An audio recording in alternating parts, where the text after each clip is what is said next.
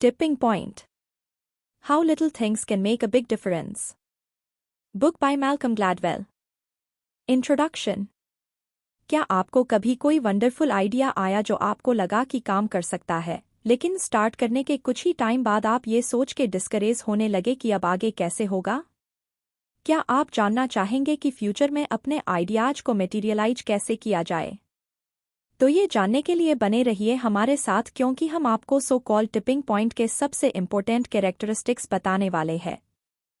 Tipping point एक expression है जिसे इन्वेंट किया है मलकोम ग्लैडवेल ने। ये एक थ्रेशोल्ड को सिग्निफाई करता है कि किसी भी आइडिया को वायरल होने के लिए पास होने की जरूरत है ताकि वो किसी आग की तरह फैल जाए। मलकोम इसी चीज को एक्सप्लेन कर रहे हैं कि कैसे कोई भी आइडिया चाहे कितना भी अच्छा क्यों ना हो, उसे पॉपुलर और प्रॉफिटेबल होने के लिए इस थ्रेशोल्ड को पास करने की जरूरी पड़ेगी। अब हम उस मोस्ट इम्पोर्टेंट बात की गहराई तक पहुंचने की कोशिश करेंगे जो आपको किसी भी आइडिया को प्रमोट करने से पहले कंसीडर कर लेनी चाहिए। और स्पेसिफिकली बोले तो ग्लैडवेल एक्सप्लेन करते हैं कि किसी भी ट्रेंड को कैसे वाइड स्केल पॉपुलैरिटी का स्टेट्स दिया जा सकता है। जैसे एग्जाम्पल के लिए उन्होंने एनालाइज किया कि कैसे 2012 में इंस्टाग्राम एक्सपोनेंशियल ग्रोथ के पीरियड में एंटर हुआ और 2012 से पहले तक इंस्टाग्राम माइल्डली पॉपुलर था, मगर इस साल के बाद ये इतना पॉपुलर हुआ कि हर किसी ने अपना इंस्टाग्राम प्रोफाइल बना लिया। 3 तरह के लोग हैं जो आपका आइडिया चला सकते हैं। ग्लैडवेल डिस्क्राइब करते हैं उन 3 टाइप्स के लोगों के बारे में जो कि उनके हिसाब से सारी दुनिया में किसी भी तरह के ट्रेंड्स की पॉपुलैरिटी के लिए रिस्पॉन्सिबल होते हैं, और ये 3 लोग होते हैं: सेल्समैन, कनेक्टर्स और मेवेंस। हम कुछ रियल लाइफ एग्जाम्पल्स देके इन सब के बारे डिस्क्राइब करेंगे। सेल्समैन वो होता है जो किसी भी प्रोडक्ट को बेस्ट वे में प्रेजेंट करने में माहिर होता है और उसको भी प्रोडक्ट बेच सकता है जिसे नहीं चाहिए। उनमें इतना एंथुसियाज्म और इतनी एनर्जी होती है जो किसी के भी इमेजिनेशन और इंटरेस्ट को इंस्पायर कर दे। जॉर्डन बेलफोर्ड, जिसकी story Wolf of the Wall Street में दिखाई गई थी, वो भी कुछ इसी टाइप का आदमी है। आपको उसके इंटरव्यू का कुछ हिस्सा देखना पड़ेगा कि हम क्या बताना चाहते हैं। जब वो किसी चीज के बारे में बात करता है तो ऐसा लगता है जैसे उसके दिमाग में उस आइडिया के अलावा और कुछ भी नहीं है। अपनी स्टोरी या बिजनेस एंडीवर्स में वो इतना डूब जाता है कि आप बस हैरानी से उसकी बातें सुनते रहते हैं। लेकिन दरअसल ये शुरुआत बहुत हम्बल थी। वो एक वेल स्टेडिंग फैमिली में पैदा हुआ था, मगर फिर भी उसे पैसे के लिए कड़ी मेहनत करनी पड़ी। बचपन में ही उसने ठान लिया था कि वो अपनी फैमिली पर डिपेंड नहीं रहेगा, इसलिए वो बीच में जाकर आइस बेचा करता था। उसने बताया कि उसने इस काम से बहुत पैसा कमाया। इसके बाद उसने कॉलेज की पढ़ाई छोड़ के मीट सेलिंग का अपना खुद का बिजनेस खोला, जहां उसने अपने सेलिंग टैलेंट का कमाल दिखाया। वो अपना सारा काम खुद करता था, कॉन्ट्रैक्ट्स कंप्लीट करना, इंपॉर्टेंट डील्स करना और डिलीवरीज करना, और इसी दौरान वो वॉल स्ट्रीट से जुड़ गया। और फिर क्या था? उसने कभी पीछे मुड़कर नहीं देखा। फिर जब वो एक छोटी ब्रोकर कंपनी में नौकरी पर लगा तो पहले ही दिन में उसने कंपनी का रिकॉर्ड तोड़ दिया। उसने अपने एक कस्टमर को एक अननोन बिजनेस फर्म के सारे शेयर बेच डाले थे। मूवी में दिखाया गया है कि जॉर्डन अपने विट, ह्यूमर और एनर्जी से अपने कस्टमर्स को ऐसे कन्विंस करता था कि वे मना ही नहीं कर पाते थे। वो आपको इतना कन्विंस करेगा कि आपको उसका ऑफर रिजेक्ट करना इरेशन लगेगा। वो इतना कैरिश्मेटिक है कि उसकी ये स्किल बाकी लोगों तक पास हो जाती है। और इसी स्किल के साथ उसने एक $multi-million कंपनी खड़ी की। बेशक उससे भी कुछ मिस्टेक्स हुई, मगर उसकी सेल्समैन इंस्टिंक्ट अभी बाकी थी। जैसे ही वो जेल से छूटा तो फिर से अपने बिजनेस में वापस आया, और आज वो अपने बिजनेस में खूब पैसा कमा रहा है। कनेक्टर्स, जो कई बार सेल्समैन जैसे ही लगते हैं, मगर इनमें कुछ इंपॉर्टेंट डिफरेंस होता है।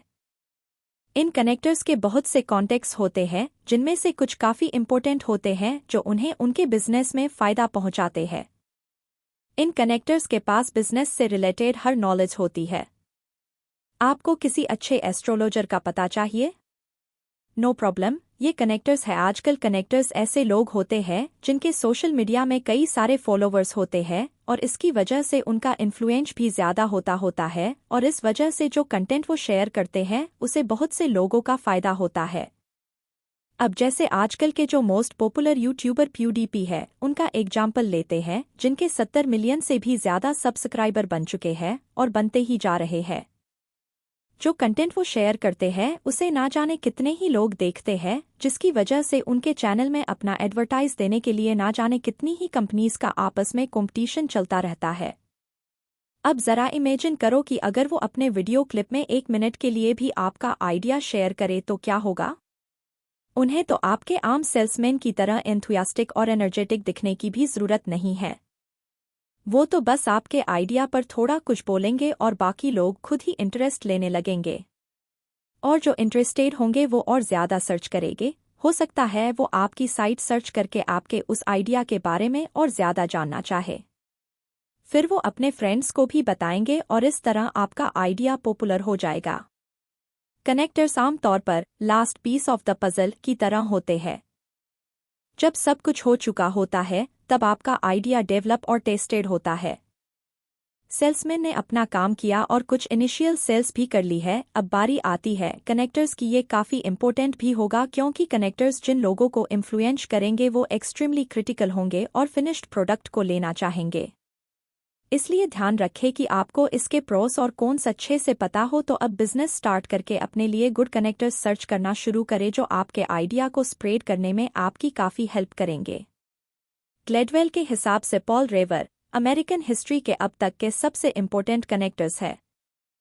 रेवर की स्टोरी से वो हमें ये समझाना चाहते हैं कि लाखों लोगों तक अपनी इन्फॉर्मेशन पहुंचाने और स्टेट वाइड डिसीजन और अफेयर्स को इन्फ्लुएंस करने के लिए एक ही इंसान काफ़ी है जिसके पास गुड कनेक्शन हो। पॉल रेवर, जो कि एक अमेरिकन पेट्रियोट थे, वो पहले एक सिल्वरस्मिथ का काम किया करते थे और बाद में वो एक इंडस्ट्रियलिस्ट और बिजनेसमैन बन गए थे।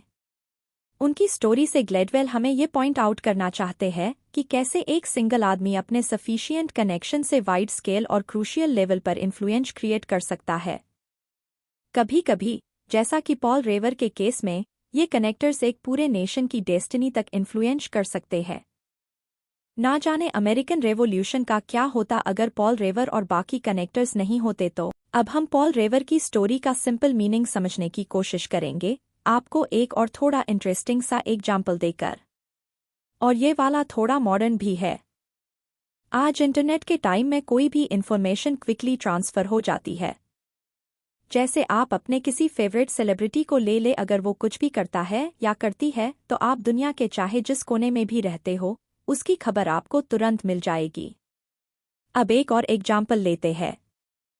जब कोई खबर बड़ी इंटरेस्टिंग और जूसी होती है तो इसे फैलने में 1 सेकंड भी नहीं लगता है। जैसे जंगल में आग फैलती है, ऐसे ही इस टाइप की खबरें फैल जाती है। इस टाइप की स्टोरीज के लिए बस इसमें कुछ इंटरेस्टिंग होना चाहिए और एक इंसान ऐसा जरूर होता है जो ये एपिडेमिक इनिशिएट करता है। ऑफ कोर्स यही इंसान तो कनेक्टर होता है।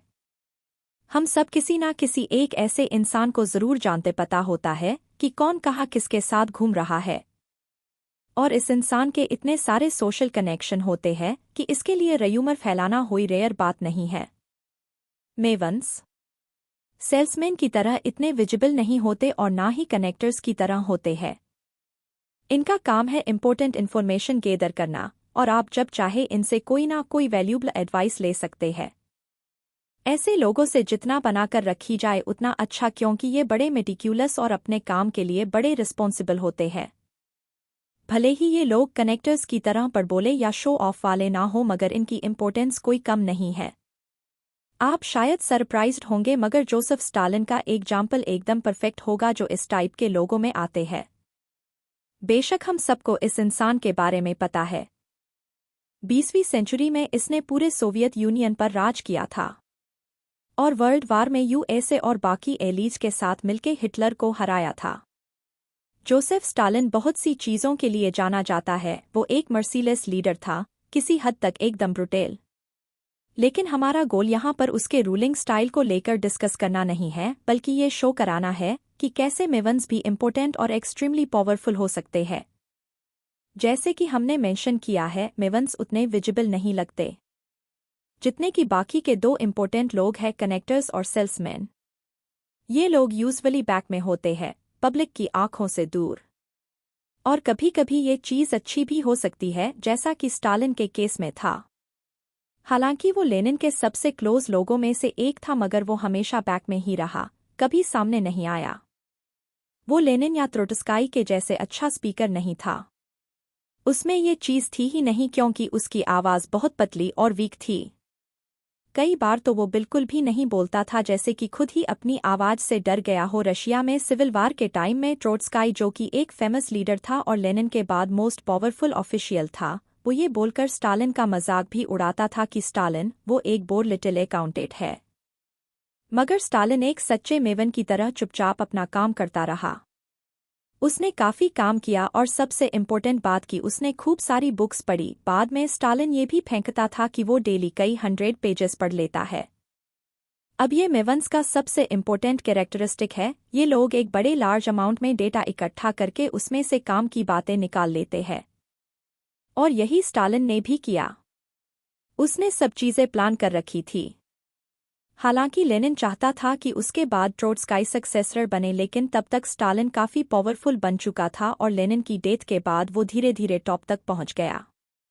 और इसके बाद क्या हुआ ये तो सब जानते हैं। वो सोवियत यूनियन का सुप्रीम रूलर बना और अपने टाइम का मोस्ट पावरफुल इंसान भी। ग्लैडवेल को लगता है कि जो ऑथर अपने आइडियाज डिस्ट्रीब्यूट करना चाहते हैं, उन्हें 3 मेन रूल्स ध्यान में रखने चाहिए: the law of the few, the stickiness factor और द पावर ऑफ कॉन्टेक्स्ट। हमने the law of the few पहले ही डिस्क्राइब कर लिया है, जब हमने आपको 3 टाइप के लोगों के बारे में बताया था जो कि आइडियाज स्प्रेड करने में आपकी हेल्प करते हैं।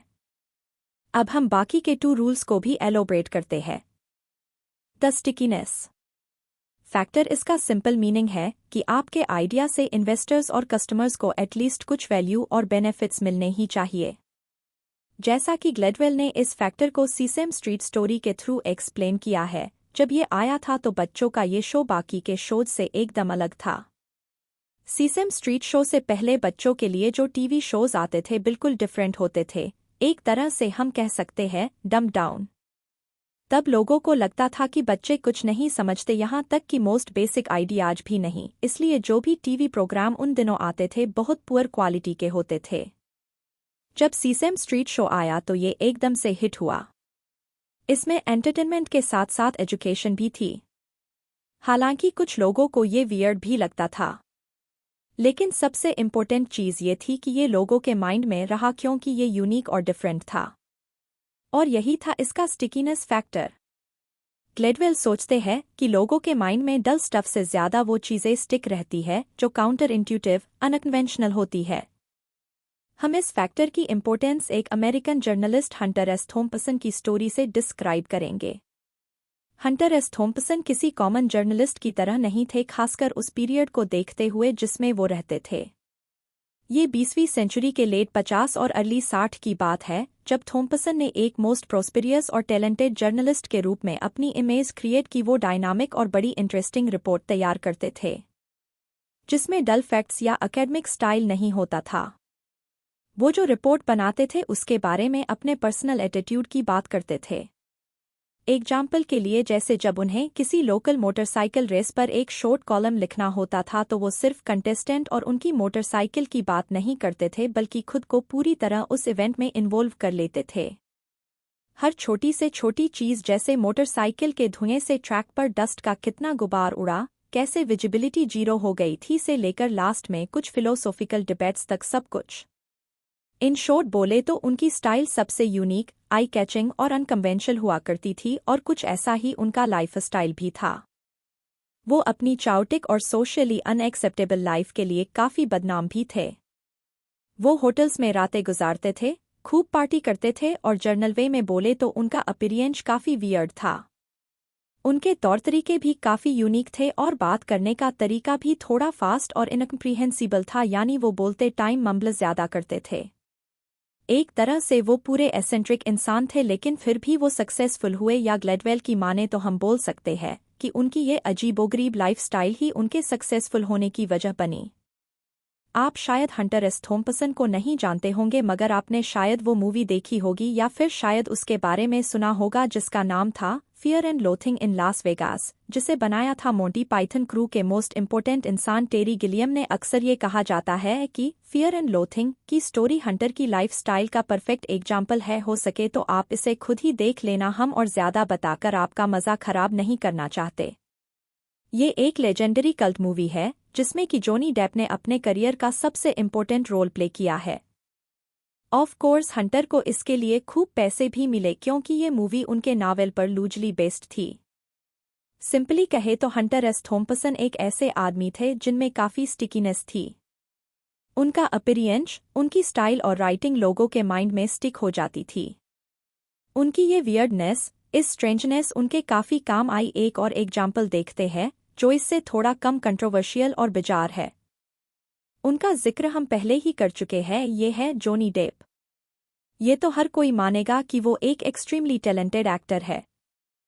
जिस तरह की मूवीज वो करते हैं वो भी काफी स्पेशल होती है। वो जानबूझकर वियर्ड और पेक्यूलर कैरेक्टर चूज करते हैं और उन्हें बड़े विविडली पोर्ट्रे भी कर लेते हैं। जैसा कि हम फियर एंड लोथिंग में उनका रोल मेंशन कर चुके हैं, इसके अलावा भी उन्होंने कई सारी अनकन्वेंशनल मूवीज की है, जैसे Edward scissorhands, Edward Alice through the looking glass वगैरह। इन मूवीज को देखकर लगता है कि उनकी चॉइस के रोल्स ने उन्हें इतना फेमस बनाया है, मगर कुछ और भी चीजें हैं जो उन्हें फेमस बनाती है। जॉनी डेप जब तब क्रेजी चीजें करते रहते हैं जिससे उनकी एक क्रेजी और एसेंट्रिक स्टार वाली इमेज बनी रहती है। अब जैसे कि हंटर एस थॉम्पसन की डेथ के बाद जॉनी डेप ने उनकी एशेस एक कैनोन से फायर की थी, जिसके लिए उन्हें $3 मिलियन खर्च करने पड़े। एक बार उन्होंने अपने प्रीसियस पेट डॉग को अनलीगल तरीके से ऑस्ट्रेलिया ले जाने की भी कोशिश की थी और जाहिर है कि वो इसमें पकड़े भी गए थे। यहाँ तक कि हॉलीवुड की blockbuster movie pirates of the Caribbean में भी उन्होंने अपने इस क्रेजीनेस की थोड़ी झलक दी है, जैक स्पैरो के कैरेक्टर से, जो कि उनका ही एक कैरिकेचर लगता है। एक ऐसा बंदा जो लाइफ की हर चीज में स्टंबल करता रहता है, जिसके साथ कुछ ना कुछ क्रेजी होता रहता है और कभी कभी तो लगता है कि उसका सेंस ही पूरा लॉस्ट हो चुका है। तो जॉनी डेप इसी तरह के एक और इंसान है जो लोगों के माइंड में इजीली स्टिक हो जाते हैं। आप अगर उन्हें थोड़ा थोड़ा नोटिस करेंगे तो देखेंगे कि यही फैक्टर ऑफ स्टिकीनेस का एशेस है। इस सेक्शन में स्टिकीनेस फैक्टर के बारे में हम आपको कोई ऐसी लाइफस्टाइल सजेस्ट नहीं करना चाहते जो कंट्रोवर्सीज से भरी हो। हम तो बस ये कहना चाहते हैं कि कैसे एक चीज जो अनकन्वेंशनल है वो बाकी लोगों को काफी इंटरेस्टिंग लग सकती है और उनके माइंड में स्ट्रिक हो सकती है। हमने यहाँ 2 एक्सट्रीम एग्जाम्पल दिए, लेकिन क्या आपको नहीं लगता कि अगर ये दोनों लोग अपने एक्सट्रीमनेस के बावजूद सक्सेसफुल हो सकते हैं तो ऐसा ही कोई अनकन्वेंशनल आइडिया भी इससे ज्यादा सक्सेसफुल क्यों नहीं हो सकता? फाइनली ग्लैडवेल पॉइंट आउट करते हैं कि कई बार कुछ अनहेल्दी और पोटेंशियली लीथल हैबिट्स भी वायरल हो सकती है। उन्होंने माइक्रोनेशिया के टीन स्मोकिंग और सुसाइड एपिडेमिक के एग्जाम्पल दिए हैं। अब टीन के स्मोकिंग हैबिट्स से शुरू करते हैं। हालांकि हम सब जानते हैं कि स्मोकिंग बुरी बात है और इससे सीरियस हेल्थ प्रॉब्लम भी हो सकती है, फिर भी बहुत सारे लोग स्मोक करते हैं। और टीनएजर्स के साथ तो ये और भी प्रॉब्लमेटिक है, जो अभी फिजिकल डेवलप के दौर से गुजर ही रहे होते हैं। और टीनएजर्स में निकोटीन का एडिक्शन एक कॉमन बात है। ग्लैडवेल आर्ग्यू करते हैं कि टीनएजर्स स्मोकिंग और सिगरेट को कूल पीपल वाली इमेज से लिंक करते हैं जो रेबिलियस होते हैं। एक और रीजन ये भी है कि मूवीज में भी एक्टर्स स्मोक करते नजर आते हैं। तो जब आज टोबैको एड्स बैन कर दिए गए हैं तो कोई भी राइटफुली पूछ सकता है कि कैसे? इससे पहले टोबैको के एड्स कार्टून भी शो किए जाते थे। एग्जाम्पल के लिए फ्लिनस्टोन कार्टून, जिसमें बच्चों का अपना मास्कट था जैसे कैमल, जिसके ढेर सारे बच्चे थे जो स्मोक करते थे। आज हमें ये सब चीजें देखने को नहीं मिलती है, मगर आज भी टीनएजर्स के लिए स्मोकिंग का मीनिंग कूल बनना ही है। बहुत बार मोस्ट पॉपुलर एक्ट्स अपनी मूवीज में स्मोकिंग करते हैं और ये उनके रोल का एक पार्ट होता है। और ये बाई चांस नहीं होता, ये एक तरह से एडवर्टीजमेंट ही तो है। हम तब पूछ सकते हैं कि स्मोकिंग की प्रॉब्लम से लड़ने के लिए हम क्या करें? ग्लैडवेल कहते हैं कि टोबैको कंपनीज पर फोकस करने के बजाय हमें स्मोकिंग के आइडिया की स्टिकीनेस पर फोकस करना चाहिए। हम पहले भी देख चुके हैं कि टर्म स्टिकीनेस का मीनिंग क्या है। ये ओबियस बात है कि स्मोकिंग टीनएजर्स को बड़ी अपीलिंग लगती है। इस केस में इसकी स्टिकीनेस रिड्यूस करने का मतलब है कि मूवीज में भी इसे बैन करना चाहिए। अगर ऐसा ना हो सके तो एटलीस्ट लीड कैरेक्टर या कूल गाइज को स्मोक करते हुए नहीं दिखाना चाहिए। इस तरह से हो सकता है कि टीनएजर्स शायद कूलनेस के आइडिया को स्मोकिंग से जोड़कर ना देखे। अब देखते हैं एक डार्कर एग्जाम्पल जो सुसाइड जैसा एक लीथल एक्शन है कैसे पॉपुलर होता है। ग्लेडवेल ने एनालाइज किया कि 1960 से लेकर अब तक माइक्रोनेशिया में सुसाइड रेट्स खासकर यंग बॉयज 15 से 25 में बढ़ता ही जा रहा है। एक बहुत ओल्ड लेजेंड जो माइक्रोनेशिया में काफी पॉपुलर है, जो दो लवर्स के बारे में है जिन्होंने एक दूसरे से दूर जाने के डर से एक क्लिफ से कूदकर अपनी जान दे दी थी। ग्लेडवेल को लगता है कि इस लेजेंड के अलावा भी कई और फैक्टर्स भी जो इन राइजिंग सुसाइड रेट्स को इन्फ्लुएंस करती है। सबसे पहली और सबसे इम्पोर्टेंट बात है accessibility of information, media coverage और ट्रांसमिशन। 1960 से पहले तक माइक्रोनेशिया में एटलीस्ट इतने ज्यादा टीवी, रेडियो और बाकी सोर्स ऑफ इंफॉर्मेशन नहीं थे। मगर 20वीं सेंचुरी के सेकंड हाफ आते आते इंफॉर्मेशन ज्यादा से ज्यादा अवेलेबल होने लगी, खासकर यंग जनरेशन के लिए जिन्हें न्यू टेक्नोलॉजी यूज करनी आती है। जिसका मतलब है कि माइक्रोनेशिया के यंग मेन इन न्यूज़ को देख सुनकर इनकी कॉपी करते हैं। और ये फैक्ट कि सारे सुसाइड केस सेम वे में हैंगिंग का मेथड यूज करके किए गए हैं, इस कंक्लूजन को सपोर्ट करता है कि यंगस्टर एक दूसरे को कॉपी कर रहे हैं। कंक्लूजन। इस बुक में जो भी मोस्ट इम्पोर्टेंट कॉन्सेप्ट्स दिए गए थे उनको हमने यहाँ मेंशन और डिस्क्राइब किया है। यहाँ 3 मोस्ट इम्पोर्टेंट रूल्स बता रहे हैं जो आपको याद रखने हैं। 1. जब आइडियाज टिपिंग पॉइंट तक पहुंचते हैं तो वे डीजीज की तरह फैलते हैं। हालांकि हर कोई आइडिया टिपिंग पॉइंट तक नहीं पहुंचता और ऐसा करने के लिए सेवरल टाइप के लोगों का होना जरूरी है। 2. हर आइडिया को कनेक्टर्स, मेवंस और सेल्समैन की जरूरत पड़ती है। ये वो 3 लोग हैं जो आपका आइडिया चला सकते हैं। इनमें से कोई आपके लिए न्यूज़ स्प्रेड करेगा, कोई इन्फॉर्मेशन गेदर करके आपको रेलेवेंट एडवाइस देगा और बाकी लोग मोस्ट पॉसिबल प्रॉफिट पर आपका आइडिया सेल करेंगे और लोगों को कन्विंस करेंगे कि आपका आइडिया कितना ग्रेट है। 3. आपके आइडिया को सक्सेसफुल होने के लिए सोकाल्ड स्टिकीनेस की जरूरत है। अगर लोगों को आपकी चीज अपीलिंग नहीं लग रही तो ये कभी भी सक्सेसफुल नहीं हो सकती। आपको इस कॉन्टेक्स्ट को कंसीडर करना होगा और अपने आइडिया के बेनिफिट के बारे में सोचिए जो लोगों को इम्पोर्टेंट लग सकता है।